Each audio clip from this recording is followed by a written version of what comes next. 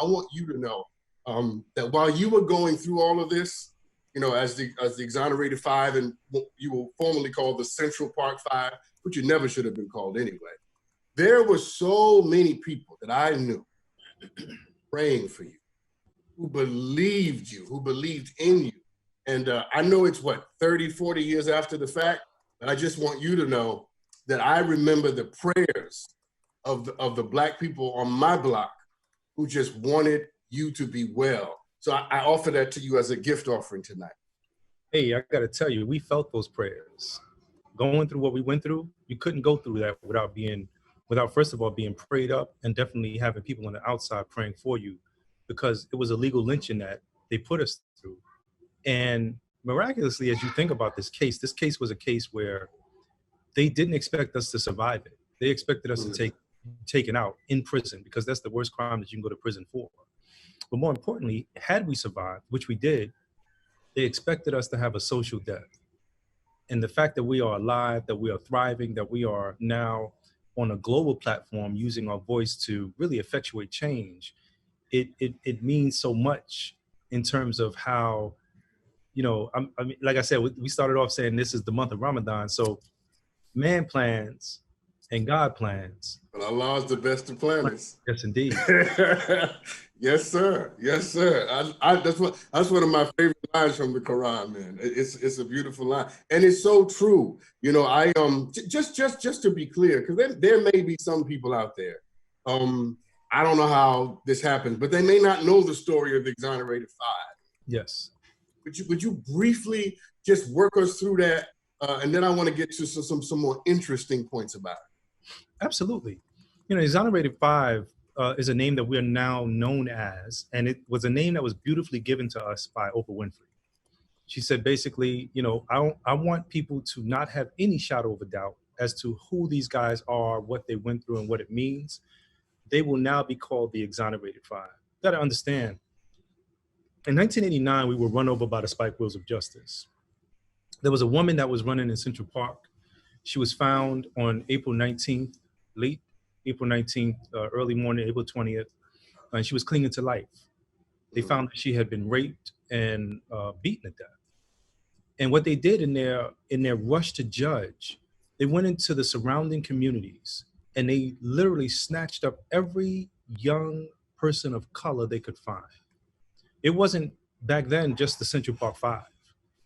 It used to be called the Central Park Seven. But the truth of the matter is that they had pulled in droves of young people. When I came home from school that day, on the 20th of April, there was no young people on the street. They have pulled in droves of young people trying to solve this crime. Now I understand that part. You have something that's terrible that happens, and you want to figure out how to quickly fix the problem and appease the. But when you think about we the people, who is it that they're really appeasing when it came down to this particular situation? How did they get you? Well, they got me because, I mean, we've all seen TV shows like CSI, NCIS. We basically are all pseudo experts. And I imagine, of course, that they probably went into the community and said, hey, who was in the park? Now, I've been over 6 feet tall since I was 12 years old. I had a flat top. I had designs cut in my hair. I had pants on that had drawing. I mean, you remember back in the days, everybody had drawings on their pants. And I'm a graphic designer. As a matter of fact, this ring that I wear, which is one of the, it says CP5 on it. And I also wear a medallion sometimes that also says CP5, and on the bottom it says Exonerated Five. I actually drew this. This is my design, right?